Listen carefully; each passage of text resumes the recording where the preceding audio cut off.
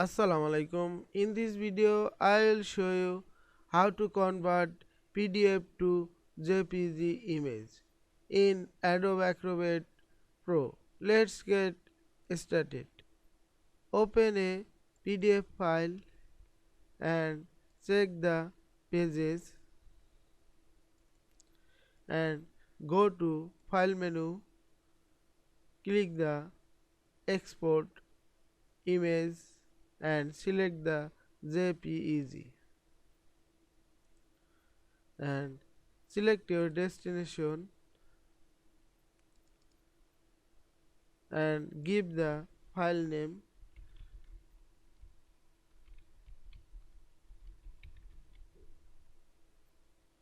and finally click save.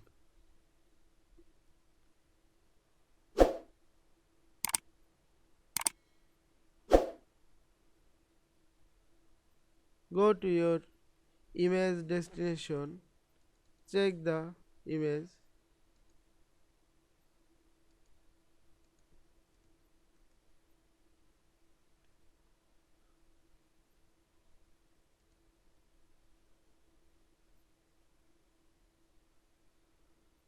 type of file JPEG image.